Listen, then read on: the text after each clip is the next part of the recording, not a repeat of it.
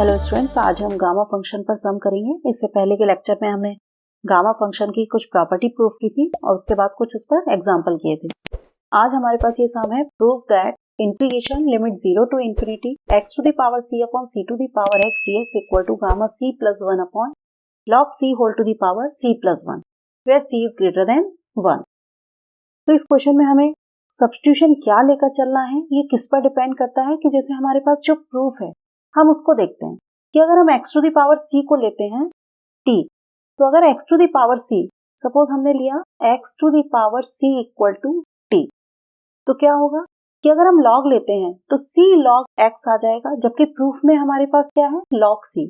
इसका मतलब x to the power c को लेने पर हमारा प्रूफ नहीं होगा, तो हम क्या लेंगे c to the power x। c to the power x लेने पर क्या होगा कि जब हम log लेंगे तो log c to the power x, और log की प्रॉपर्टी से log m to the power n क्या होता है, n log m होता है, तो x log c आ जाएगा। x log c मतलब हमारा प्रूफ हो रहा है, log c आ रहा है। तो इसमें हम क्या करते हैं, लेफ्ट हैंड साइड लेकर चलते हैं। पहले लेफ्ट हैंड साइड में क्या है, लिमिट 0 टू इंफिनिटी इंटीग्रेशन की x to the power c upon c to the power x dx। तो इसमें हमने क्या किया, सबसे पहले कि x to the power c to the power x को हमने क्या मान लिया, t मान लिया, क्योंकि x to the power c से हमारा प्रूफ नहीं होगा। फिर हम इसमें दोनों साइड क्या लेंगे, log लेंगे, taking log on both sides. log लेने पर क्या हो जाएगा, log c to the power x equal to log t। जब हमने log लिया तो log m to the power n क्या होता है, n log m होता है, तो हम लिख सकते हैं x log c equal to log t। ठीक, यहां से x की वैल्यू कितनी आ जाएगी, ये हो जाएगा log t upon log c। जब हम इसे डिफरेंशिएट करेंगे तो dx equal to log c क्या है, कांस्टेंट है, तो 1 upon log c as it is.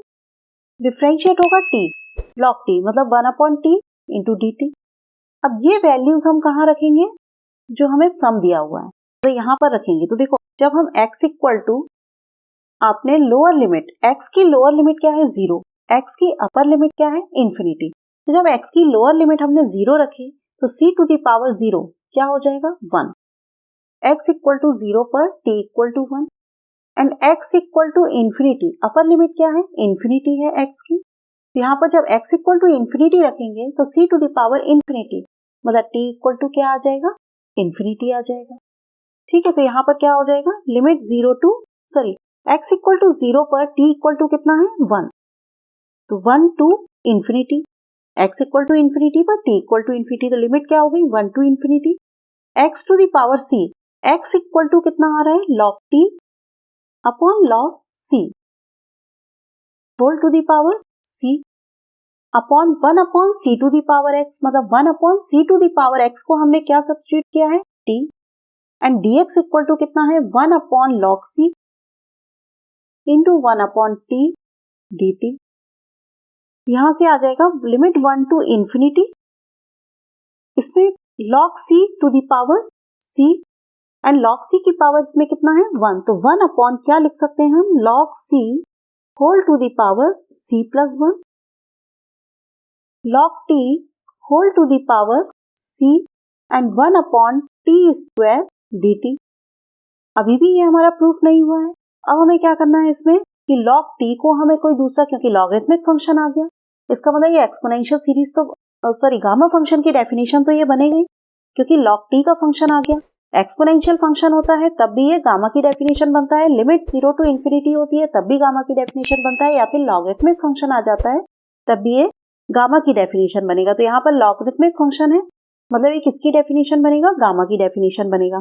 तो इसमें हम क्या लिख सकते हैं 1 upon log c whole to the power c plus 1, ये हमने कॉमन ले लिया, कांस्टेंट है, limit 1 to infinity log t whole to the power c and t to the power minus 2 dt। अब हम इसमें क्या सब्स्टिट्यूट करेंगे, put log t equal to y। ठीक, गामा की डेफिनेशन होती है वो e to the power minus x के फॉर्म में होता है, इसलिए हम log t है तो माइनस y मानते हैं, अगर log 1 अपॉन t है तो हम y मान लेते हैं, तो वो क्या होता है चेंज हो जाता है e to the power minus y में।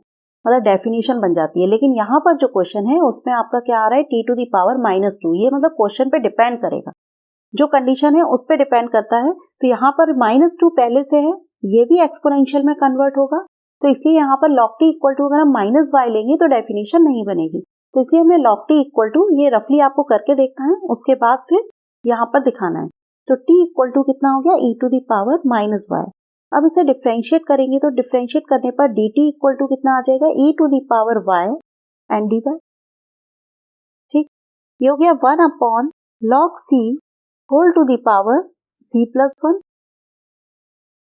अब इसमें जब हम लोअर लिमिट, t की लोअर लिमिट क्या है हमारी 1, जब हम t इक्वल टू 1 रखते हैं, t इक्वल टू 1 रखने पर log 1 कितना हो जाएगा 0, y इक्वल टू क्या आ रहा है 0 आ रहा है। इसी तरह से इन्फिनिटी रखेंगे तो log इन्फिनिटी, t की जगह जब इन्फिनिटी रखेंगे तो log इन्फिनिटी क्या होता है इन्फिनिटी, मतलब t इक्वल टू इन्फिनिटी रखने पर y इक्वल टू क्या आ जाएगा, इन्फिनिटी आ जाएगा। तो लिमिट हमारी क्या हो जाएंगी, t इक्वल टू 1 पर 0 and t equal to infinity पर y equal to infinity. log t equal to कितना है y, तो y to the power c।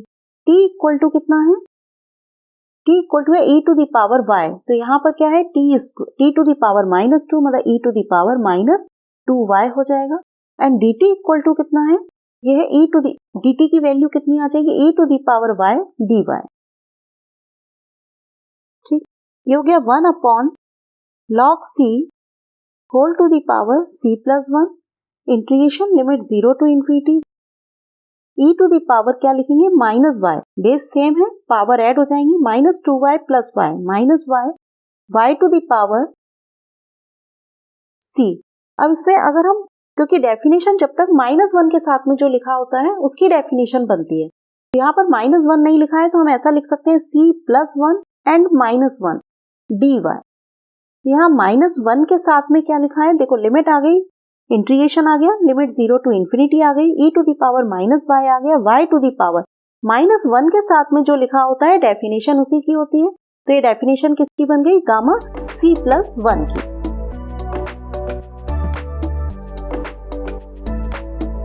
क्या आ जाएगा 1 upon log c to the power c plus 1 gamma c plus 1, क्योंकि देखो ये क्या लिखा हुआ है, -1 के साथ है c प्लस 1, तो -1 के साथ में जो है डेफिनेशन उसी की बन जाएगी।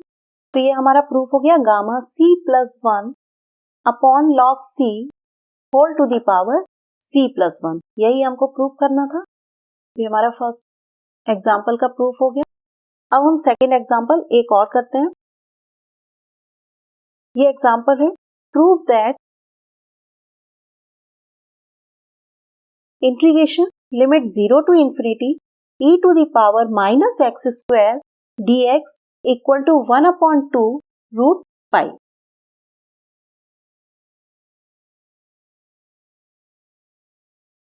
इसमें हम क्या करेंगे, लेफ्ट हैंड साइड लेकर चलते हैं। लेफ्ट हैंड साइड है integration limit 0 to infinity e to the power -x square dx। यहाँ पर क्या होता है कि लिमिट दी हुई है 0 टू इन्फिनिटी, मतलब ये गामा की डेफिनेशन बनेगा। गामा की डेफिनेशन बनाने के लिए e to the power -x होना चाहिए, ठीक है, और x to the power n-1 होना चाहिए, लेकिन यहाँ पर नहीं दिया है। तो e टू द पावर में माइनस के साथ जो भी टर्म्स लिखी होती है उसको हम क्या सब्स्टिट्यूशन में t मान लेते हैं या y मान लेते हैं। तो हमने क्या किया, x स्क्वायर इक्वल टू क्या मान लिया, t मान लिया। जब हम इसे डिफरेंशिएट करेंगे तो डिफरेंशिएट करने पर क्या हो जाएगा, 2x dx equal to dt।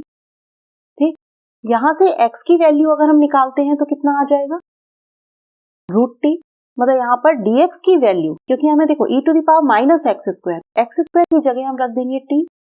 इसी तरह से dx, तो dx की वैल्यू हमें किस में निकालना है, t के टर्म्स में, तो क्या आ जाएगा 1 अपॉन 2x dt। अब dx इक्वल टू 1 अपॉन 2 और x इक्वल टू यहाँ से कितना आएगा, x इक्वल टू आ जाएगा √t, तो ये हो जाएगा 1 अपॉन 2 √t dt। ठीक, ये सब्स्टिट्यूशन हम यहाँ कर सकते हैं। तो इसमें पहले तो हम लिमिट निकालेंगे, x इक्वल टू, x की लोअर लिमिट क्या है 0, मतलब x इक्वल टू जब हम 0 रखेंगे तो t इक्वल टू कितना आ जाएगा, 0 आ जाएगा।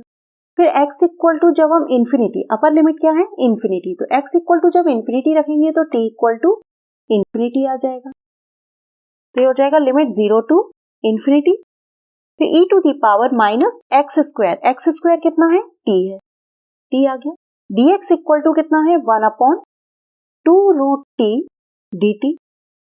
ठीक, इसे हम लिख सकते हैं 1/2, कांस्टेंट है, कॉमन आ गया, लिमिट 0 टू इंफिनिटी हो गया, e to the power minus t and t to the power कितना आ जाएगा, जब डिनोमिनेटर का जो रूट t है वो न्यूमरेटर में आएगा तो t to the power minus 1/2 dt। यहां पर देखो लिमिट आ गई 0 टू इंफिनिटी, एक्सपोनेंशियल आ गया e to the power minus t, लेकिन t to the power n minus 1 आना चाहिए, मतलब जो भी वैल्यू है उसके साथ में -1 आना चाहिए, लेकिन यहाँ पर क्या आ रहा है, -1/2 आ रहा है। तो अगर हम ऐसा करें, इसमें +1 कर दें और -1 कर दें, या हम डायरेक्ट भी लिख सकते हैं 1/2, -1/2 को हम क्या लिख सकते हैं, 1/2 -1।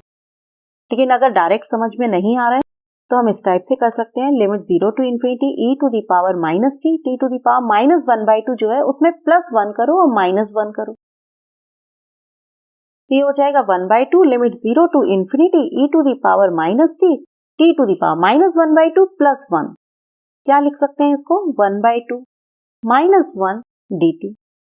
अब देखो लिमिट 0 टू इंफिनिटी है इंटीग्रेशन में, e to the power minus t है और t to the power n minus 1, मतलब गामा की डेफिनेशन जो होती है वो ये होती है, limit 0 to infinity e to the power minus x to the power n minus 1 dx, मतलब इंटीग्रेशन फिक्स रहता है, लिमिट 0 टू इंफिनिटी फिक्स रहती है, वो इसमें भी है।